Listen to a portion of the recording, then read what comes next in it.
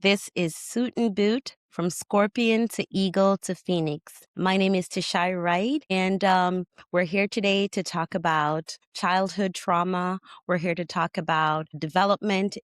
And today my guest is Jessica Carisse. She's the founder of the Carisse Consulting firm company.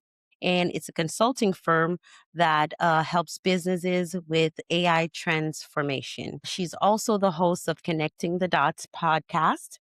And thanks, Jess. Thanks for being here. Thank you so much for having me, Tshai. All right. It's a pleasure having. So, Jess, can you tell us a little bit about yourself? My name is Jessica Carisse, founder of Carisse Company, as a consulting firm that helps businesses with AI and also do operational transformation with the goal of either reducing costs or helping businesses to make more money. And then I also have my podcast, which is called Connecting the Dots. And I started that in 2024. That's when I officially launched, with the goal of just helping people with providing them with information that like I wish I had at that time in my life. Like one of my first early episodes was like how I was able to like overcome a lot of my anxiety, for example. Okay. And then it evolved into like having other guests on talking about basically like their hero's journey and how they got to where they are today. Wow, that is pretty interesting. So tell us about Jess's hero journey and how we got to where we are today, right? You knew that was coming. I know. I mean, I would say my hero's journey is still unfolding. I'm very happy with where I am today. There was a lot that I had to overcome to get to where I am today. But I would say all the childhood stuff. Oh my God, yeah. None of us know what you're talking about at all. Yeah. Childhood stuff, the teenage stuff, even stuff like in my adulthood. I guess when I was a kid, I had lots of dreams and hopes and ambition. And I don't know, I guess I saw the world as a very magical place of things that, you Could be, do, yes. could be. And then along the way, just a bunch of stuff happened in my family that, contributed to me developing complex PTSD. So, Oh, wow. Let's unfold and unpack that a little bit, if I may, right? So you said you had dreams and stuff happened along the way. So little girl Jess, what were some of Jess's dreams and who helped you accomplish those dreams? Some of the dreams I had, I wanted to be like a famous singer. Oh, all right. Yeah, Yes. of course. I wanted Don't to be we a famous all, right? singer. I wanted to be like a famous artist because I love to draw and stuff. Wow. And then later on, I wanted to be like a famous fashion designer. You're very fashionable every time I see you, my love. So anything is possible. Yeah. So I guess it was more like in the creative space, creative artistic space, And then when it came time to choosing what college you want to go to, I had actually got accepted into FIT, which was like number one fashion school. Wow. Yeah. That's awesome. Yeah, Wow. so it was that or Stony Brook University, which is, good for becoming a doctor. So my dad's a doctor, and he told me like, you're not gonna make any money unless you become a doctor. Yeah. Okay. So then I turned it down, and then I went to Stony Brook. Inadvertently, I still didn't become a doctor. I mean, you started your consulting firm, so I did, I didn't see Dr. Jess, So tell me, why didn't you take the path that your dad wanted you to take? What made little girl Jessica not want to become a doctor? like daddy? It's interesting because I always liked the sciences. I Mhm. still do enjoy science today. It just wasn't something that felt like a good match for me. Like I did all the prerequisite courses. Mhm. I took my MCAT, Oh, applied. I was so you were starting to pretty get much on that path, right? yeah, I was starting to get interviews for medical school, but I was in a car accident in 2011, and I think, like, the reaction of my dad towards me with the car accident made me Mhm. realize, I guess, really deep down inside that my relationship with him wasn't that deep as I thought it was, Mm. and so it's like, with that car accident, I had basically thought I was going to die.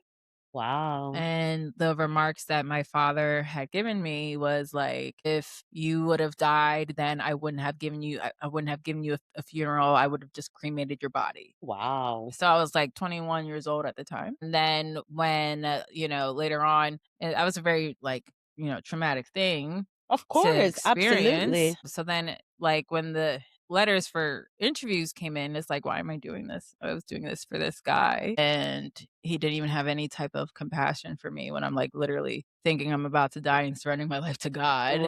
Like, Right. "That's what you're gonna say to me? So why am I gonna sacrifice years of my life to pursue this goal that you want me to do, Mhm. not what I Not want?" what you want. Wow, that is so interesting. Yeah. So you were just becoming a doctor because that's what daddy wanted, right? So were you a daddy's girl at some point before that, or what was the relationship like Yeah. between you and dad? It's an interesting question because if you were to ask me this question maybe like a year or two ago, I probably would say like, "Yeah, I'm a daddy's girl" type of Mhm. thing, but it was just all elusive, like illusory. I don't know Right, the it's word. like it's It it's wasn't not a real. real relationship Mhm. because like I always yearned for him growing Mhm. up because my parents split when I was 5. Oh, okay. So I grew up with my mom, and I had always yearned for him. I always wanted to live with him. Mhm. Um, and there were times, especially when things got difficult in my mom's household, that I wanted to live with him. And I asked him several times throughout the years if I could live with him. He always would say, "I have to work." Mhm. And then, he wouldn't even like call us for me to have any type of relationship with him. Mm, I was calling him all the time. Like right. he So you were refused to kind call of us. So it was like a one-way chasing relationship mhm. just to prove to my dad that I care about him and I want a relationship with him. But Right. and even if I would ask, and all the times I did ask him to call me, like still he would refuse. He never Mhm. took the so to me, like, especially learning about what unconditional love is and what a healthy relationship is, no, I'm not a daddy's girl. Right. We had a false relationship. That is So, so interesting that you say that, right? Because in my time, in my story, I was a daddy's girl growing up, right? But my dad, he was a cheater. He lied to me a lot. I was his only child. And then I found I had a brother, and I talk about that on the first episode and everything. But when the similar thing happened to me when my ex-husband got another woman pregnant, it kind of mhm, brought who my dad was in the reality of things. It yeah. just kind of put a mirror up to me. And I found out that I was dating my dad in terms of the men that I dated, right? So we did an episode where Gianni and I spoke about the mother wound and the father wound.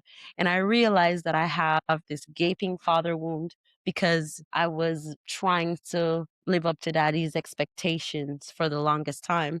Lucky for you, you kind of figured out what you wanted to do at 21. Unfortunately, it was something like that happened, the accident, but it took me 40 some odd years for me to get to where you were. It is so, and we get there when we get there, and it's that triggering and traumatizing event. For me, it was my ex-husband getting Mhm, another woman pregnant, which triggered that for me from my childhood. So that accident, as to what you were describing, it's kind of like, why am I doing this for him? He doesn't even care in a way, or mhm, it's about him, it's what he wants. So it's so interesting that you realized at a young age and you kind of shifted your path, mhm, because for me, I realized that I was I had a savior complex. I want to Mm, fix everybody mm, because they have put me in that role, in that family dynamic, right? mm. And so earlier you talked about your mom and your dad split when you were 5, right? Yeah. So tell me, how was that for you? How did that dynamic go? How did Yeah. you get through that? I mean, honestly, the split at that time didn't affect me because I don't recall my dad being that present to begin with. I Mm, just remember bits and pieces of him okay. being around. So things were, for me, things were fine until my mom got remarried when I was 8 and she had Okay. remarried an alcoholic. So then Mm, that's when things got real tough at home. wow. Yeah. And so can you tell me how so at like 8 years old, what were some of the things that you were experiencing with stepdad, being an alcoholic, and how did that kinda transfer to 8-year-old Jess? Yeah, I mean, you go from a relatively peaceful household to all of a sudden you have this person just wreaking havoc and everything starts falling apart. Comes home drunk, he could barely keep a job. My mom going into debt to like take care of him. The police always at our house, and we lived in a very quiet neighborhood. Mhm, So, like, for police to be in our neighborhood was absurd. It just wasn't a thing, but our mhm, household was the house with the mm, cops. He was just a really disgusting person, and it's just our house became really, really chaotic. Luckily, I had neighborhood friends, and like I had really great friends at school. mhm, So I just wasn't home. Like right. whenever I had the opportunity to not be home, I wouldn't be You home. wouldn't be home, so you would be out and everything. Oh, now tell me, so both mom and dad are still alive? They're still Mhm. is your mom and your stepdad are still together No, or no, no, no? no, no, Okay. no. So at some point they Yeah, separated. they finally separated for good when I was 13 or so. Okay. So Mhm. you were still so how was that for you? Where was your biological dad in the picture? Was he communicating? Was he Barely. being No, he barely came around. He barely came around. What about financial support? Was he there financially? How was that? Just child support, Mhm, you know? Yeah, that's about it, mhm. just his lease obligations that he had to do. Okay.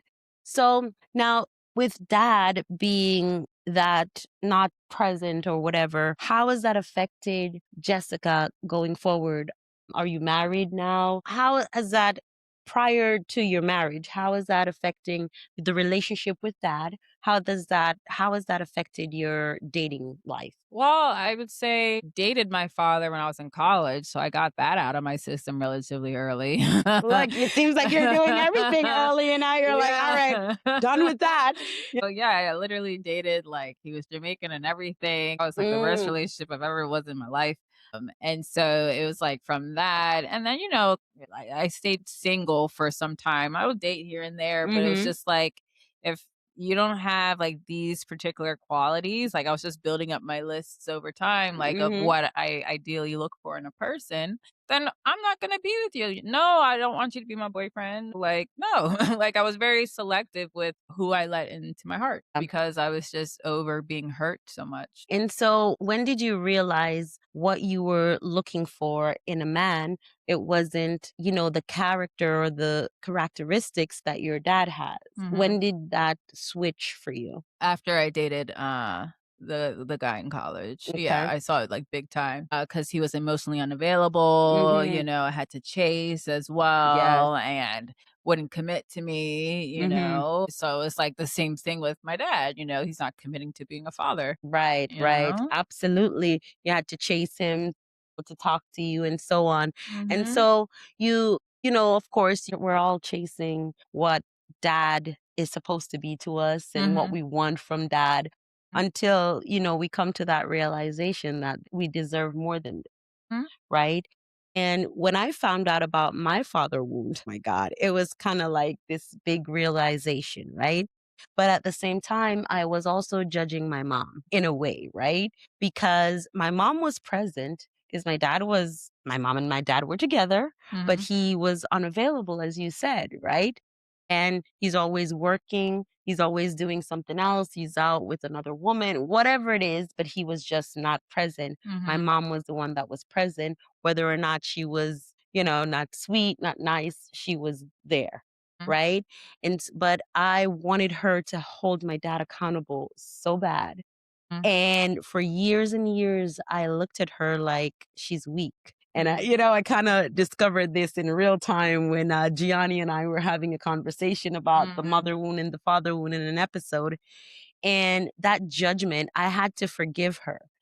I had to, this is Yeah. the one parent, she's not perfect and everything like that. Did you have any of those feelings for mom, or did you have anything where you wish mommy would do something different or make different choices or better choices that affected you at all? I mean, obviously, I wish she didn't marry my alcoholic stepfather. Mm. Like, that was a decision I Mhm. just didn't understand even when I was, like, 8 years old because she had just met him and he was, like, from jail. Like, my mom, she's super religious, and this is, something I just never quite understood, but, she got a prophecy that, like, my brother will finally have a father that likes hats or something like that. It Oh, was, like, wow. really, really remedial. So I just never understood it. I'm like, "Why?" You know? And even as an adult, I still don't understand because my mom's Mhm. well educated too, she's a Oh, nurse, okay. multiple degrees, everything. Mhm. I just didn't understand that religious thing where because someone prophesied that your next husband will like hats out of all the Mhm. characteristics of so it's just something I didn't understand. I tried not to judge my mother in that sense. I just felt like something was just off. And then like I think like the judgments I had towards my mother was more so around how she would choose other people over her kids, Okay. So cuz she also made herself not available. Like, she was our main caretaker, but every chance she got, it would just be church people that she would rather Mm. dedicate her time to. Right, right. Yeah, so my judgments came more so with that Mhm. than I didn't have any judgments towards my mom, but, like, as it related to my dad and them splitting because I just didn't remember them together like that. Right. I think that maybe the other judgment was, with my first stepfather, because like, our financial situation drastically Mhm. changed. Like, on paper, like, my mom's a nurse, my dad's a doctor, but there were times where, like, we didn't have money for groceries when we had the Mm. alcoholic stepfather. Right, right. I never had, like, new clothes like that, I would wear Mhm. shoes until there's holes in them. Right. So it's like kind of grew up a little bit of poverty with, the stepfather around because my mom had lost alimony. Mm. So, yeah, so life drastically changed, and again, my dad wasn't around. Right. So were mom and dad living in the same state or No, my no? dad was in New Okay. York, and we were in Baltimore at the time. So how often would you see, and how many siblings do you have with, that mom and dad have together? 4, Okay. but there's 5 of us in total. Okay. Yeah. So your mom eventually had another sibling with the stepdad.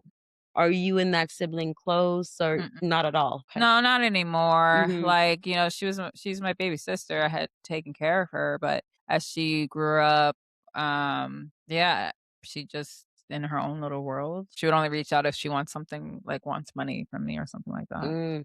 And what about your other siblings that you have in common with both parents? I talked to one of them. Mhm. What was that dynamic like in the household in terms of with your siblings? And, for little Jess at 13, at 8 years old, you're going through the changes, you're getting a new step parent and so Mhm. on and so forth. Dad's not communicating, right? Mhm. And I know I'm kind of adding, but how were your siblings? Did you guys come together to try to get over that? Or was it more so survival mode for everyone individually? I would say for the most part, there was a lot of individual survival mode, but Mhm. like me and my younger brother, we were close. Like he used to be my best friend. Oh, okay. Yeah. So Excellent. growing up, like it was me and him. Mhm. And then my older sister, both I have 2 older sisters. So yeah, they just had their own thing going on. So it wasn't like it was just kinda like you and your younger Mhm. brother, Mhm. that you and your younger brother. So did you ever find yourself taking care of your younger Oh brother, yeah, but in the absolutely. emotional, Yeah. filling in the gaps? Because I know at 5 years old, 8 years old, you have a lot of questions. So were you in a now household where, you could ask mom questions like, "Hey, what's going on?" "I'm not comfortable." Is that No. No, I couldn't question because then that's disrespectful. Of course, right? The kid should be seen and not heard type of situation. That's like very similar, even though you're, first generation or whatever it is, because it was so similar growing up in my household. We couldn't talk about anything. It doesn't matter. It's the adults that it's like we're not people Yeah, as children, yeah, right? yeah. So just be seen and not heard. Now, how and for you, you transitioned pretty quickly emotionally and you kind of caught on. So, how did we know that we wanted to do a consulting firm versus being a doctor? And I know you said it like 21 in the accident, but how did you determine what you wanted to do with your professional? Well, I mean, like, I was fortunate sprinkles of fortune, I guess, growing up. Like, I had gotten into, like, self-help books relatively young. Hmm. When I was 13, I had read Rich Dad, Poor Dad. Oh, wow. Good one. Because it was around the time we were kinda poor. Yeah, yeah. Yeah, like, caught my Very eye, fitting. like, and, so I read that book and I said to myself, I'm like, "Wow, I wanna be like the rich dad." Mm. I mean, I didn't have money for anything. And so, and then in high school, I was part of the, called Academy of Finance, and so there's, like, competitions where you, like, have an idea and pitch it and you judge or whatever. Mhm. They also had, like, shadow, mock interviews Mhm. for, getting ready to get a job or something. So I was able to, like, get an internship when I was in high school and participate in those competitions, so I had, like, a little knack for business. Right, right. I actually didn't know anything about consulting until I was in my master's program in finance. Mhm. So that's why I had learned about the consulting world. I had learned about like McKinsey and Company. And so when I learned about it, just like hooked me in. I wanted to like work for them for like so badly. And I did, I Mhm. was able to work for McKinsey, but like that's what kind of planted those seeds of wanting to get into like consulting work because I liked solving just different problems. So now let me ask you, it's interesting that you say you like to solve problems, right? Because I've learned that I've taken on the caretaker role, especially in my relationships, right? Mhm. And it really goes back to I've educated myself in a lot of books and I'm not trying to diagnose anyone, but I know dealing with my parents, very emotionally immature. And I've read, books by Lindsay Gibson, how emotionally immature Mhm. parents and adult kids and everything like that.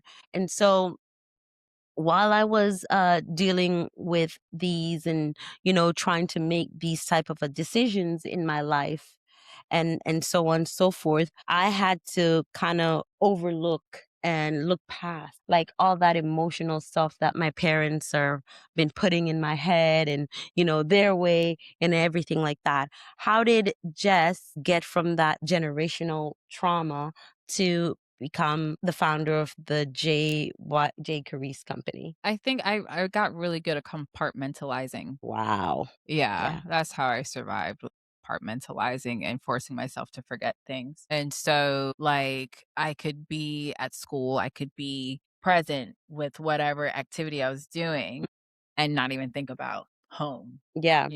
So, inadvertently though, because of like all the trauma, it kind of damages your brain. Oh, yeah, Learn the stuff now absolutely.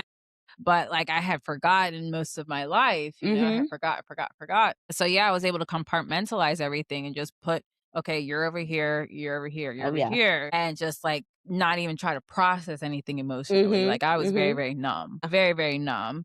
And so, like, it caught up with me actually, like, this year where it all just kind of exploded out and had to deal with my PTSD. Oh, So yes, absolutely. I can definitely relate because you've been compartmentalizing, suppressing all these emotional things. And we can't hide from the past. We can't ignore the past. We have to kind of connect the dots, so to speak, mhm. right? In order to go on to the clear future. And when I say connect the dots, so tell us, how did you get to the podcast, connecting the dots podcast? Yeah. So that one, like, is interesting because a couple of years ago, I always wanted to like have my own YouTube or something like that. And then I had gone to a conference in August 2023, and it was a very like energizing, motivational conference. And then, like, from there, I was like, you know what? Like, I'm tired of just surviving. Like, I'm gonna quit my jobs. I had 2 at the time, so I'm Wow. gonna quit my jobs and then, take some time off and we're gonna launch a podcast, like, I'm Wow. just gonna share with people things I've learned, and, Mhm. had a couple of my friends on, and then all of a sudden, like, it just, um so many people was like, "Oh, have this person on your podcast, have this person." Like, yeah, it just came out with, like, a bang, like, Wow. it was really great experience, and totally unexpected, like, I thought I was just gonna do, like, a couple episodes, Mhm. and I have about 70. Oh, awesome. Yeah. Congratulations. That Thank is you. super amazing. And you've had some great guests on there, and you've spoken with some very professional people, really educated people, some people that have moved past some traumatic Mhm, experience. Have you mhm. learned anything from some of your interviews with some of these highly successful Yeah, people? yeah, I And tell mean us what any of the most impactful ones that you can. yeah, I mean, like, I think when I first started my podcast and just talking to so many different people about their stories, it was very, very healing for me because where I was, especially working at a place like McKinsey or working at, like, Fortune 500 companies, everyone's so polished. So I Mhm. always thought, like, okay, nobody has these problems. Like, I'm not going to talk to anybody about it. Like, they Yeah. have a perfect life. Yes.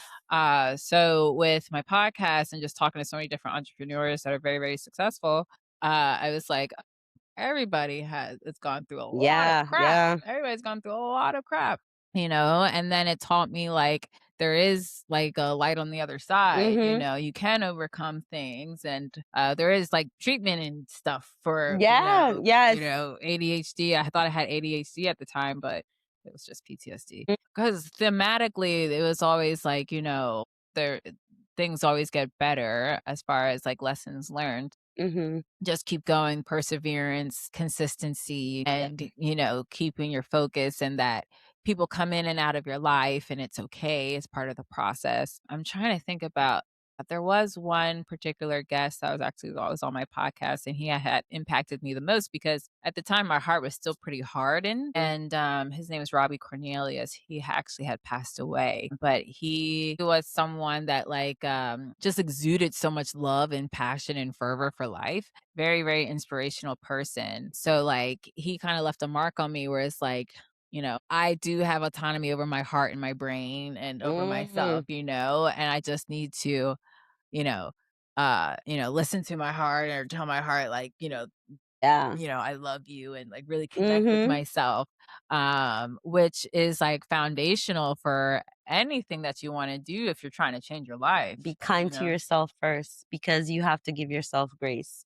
If Mhm, you don't love yourself first and put that effort, because our caregivers didn't exude that for mm-mm, us, and we still crave that.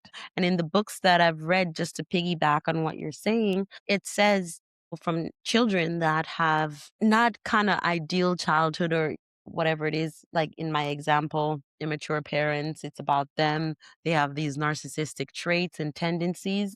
I had to learn to reparent myself as yeah, an adult. exactly. And once you start to and that's part of the love that you're giving yourself, right? Mhm, And once you know that you deserve it, that it's okay to have this, it's okay to have feelings, it's okay to have needs. Because a lot of the times with our upbringing, when we're not seen, we don't think it's okay to be seen and heard. yeah, And especially women of color, mhm, Caribbean women like ourselves, right? mhm, We want to tend to push ourselves back.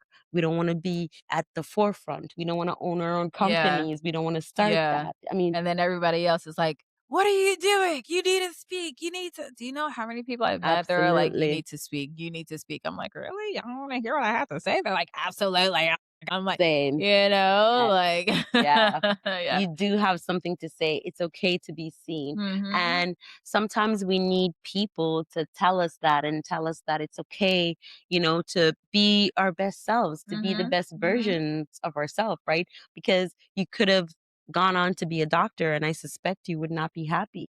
You Oh, wouldn't, be no way, the it's best you yeah. and live your best life and everything. So to just find that path. And for me, I think I've been searching for so long. I have 5 degrees, which is Jesus. It's like a journey. I mean, it's so That's a lot of heavy. school. I know, that's what I'm saying. It's so heavy just even saying it because Wait, what I've are your been degrees looking. in? What My can you God. tell So I have, well, I'm an attorney. I have a Yes. master's degree. I Okay. have a computer engineering degree. Yeah, I have and then I also have a degree in psychology. So, What do you do with the computer girl, degree? nothing. There's a lot of things. I'm not even doing anything with my master's. It's like I'm practicing law. Yay! With the JD, but it's a lot. And when you don't know yourself and no one sees you, you have to search. And I'm, I say 5 degrees, it's a lot. It took a lot of time, but I don't regret it because I learned so much in that journey, Mhm. and it made me know what I want to do because I do understand what you're saying in terms of the podcast, meeting the people and trying to connect the dots as to how we got to where we are. The high functioning people, they do have trauma. Mm. I was surviving. I was compartmentalizing, so I definitely understand what you're saying about that. So in my quest, in my search, that's exactly why I have this, right? Because I also have something to prove because no one is seeing you. You feel like you have to overcompensate. Yeah. You have to overdo it and everything like that. So I do 100% agree. Before we go, I do want to talk briefly about the relationship, your marriage, and how you were able to overcome that with, like, I don't want to call it a daddy wound or whatever it is, but it's more so how were you able to overcome that and find love? Well, I think, just staying strong in my, characteristics of what I wanted in a person and not faltering on that until I met him. Because, like, each maybe interaction or maybe a date or maybe I'm seeing someone, like, I learned more and more of what I don't want and what would be ideal, and I Mhm. just stuck with that. And then as it relates to my marriage, I it's an interesting thing because the biggest thing with my marriage was actually recognizing how much, like, my husband loves me unconditionally. It was really hard to recognize. I Mm, couldn't see because I was so used to conditional love, absolutely. Yeah. Yeah. So, like, my husband, like, I'm so grateful for him because he was like my shining light. If I didn't have him in my life, I have no idea where I would be because, Mm, like, I was just so cold, dark, and numb, and mm, I couldn't recognize love. right. Um, Because you so built up so many walls from the past stuff. Yeah. yeah, so he just yeah, like, we always we never really argue, we would communicate and talk through things, He's always very patient, very kind with me. Yeah, I can't say I carried over. Any type of residual, that because and I think Mhm. you've been working on, your mental health and doing that journey. And earlier you were talking about that you're trying to get into this new brain mindset. Mhm. Tell us briefly about that before we go. Yes, yes, yes. So basically, I'm the type of person where if I'm committed to something, like, I'm gonna go all the way. Oh, So yes. I'm committed to getting over this PTSD or whatever. Mhm. It's like it has a actual neurological damage to your neurons in your brain if you want to get kind of Absolutely. technical. So, like, from earlier this year, I did neuromodulation, which was amazing. It helped to like it helped me to be neutral, Mhm. I wouldn't say it pushed me to happiness because I realized I was, like, dealing with depression, Right, right. from processing my life and all my memories coming back. Mm. So it helped me to get neutral where I could function, but the treatment that I'm about to, get now is called, like, TMS, which is transcranial, magnetic stimulation, and so that's supposed to repair, like, all the literal The depressed. missing. Yeah, Oh. like, I literally got an MRI Oh, so that they wow. can use that to map my brain and Mhm. then do magnetic stimulations to put my neurons back together because I just wanna be and just be happy, and, like, yes, things happen in my life, but, like, it happened and that's just my Mhm. story, but I'm It's good, not gonna be your future, you don't have to Exactly. let that stuff or, affect you in a negative way. We can take that fuel from that negative stuff and Mhm. put it into Yeah. positive, pain into purpose. And Mhm. that's what I say here, taking your pain and turning it into purpose. And Jessica, I thank you so much. You are the epitome of taking pain and turning into purpose. Thank you for being on Suit and Boot, standing up in true transformation. You are one of the people that the reasons I started this to tell our story and stand up in your truth. Thank you, my love. Thank you for being here. Thank you for having me. And thank you for joining me in the Suit and Booth, Stand Up in Truth and Transformation. Thank you for joining me. Thank you. This is Scorphenegle Reflection. In Suit and Boot, we talk about transformation not as a motivational idea, but as trauma-informed process. And episode 8 is a powerful example of that. What you just heard wasn't just a story about childhood trauma. It was a story about how survival disguises itself as success. This is what I call the scorpion phase. So now we have 3 phases of Scorphenegle. The scorpion phase is a phase when you learn early that love is conditional. That safety comes from performing. That approval must be earned, so you adapt. You become hidden and you're in survival mode. You become responsible too early. You compartmentalize your feelings. You numb yourself. Not because you're broken, but because you're surviving. In this phase, you don't ask, what do I want? You ask, what do I need to be so I don't get abandoned? And that's exactly what we saw in this episode. Then comes the ego phase. And for Jessica, the ego phase isn't healing yet. And for most people, ego phase is not healing, it's awareness.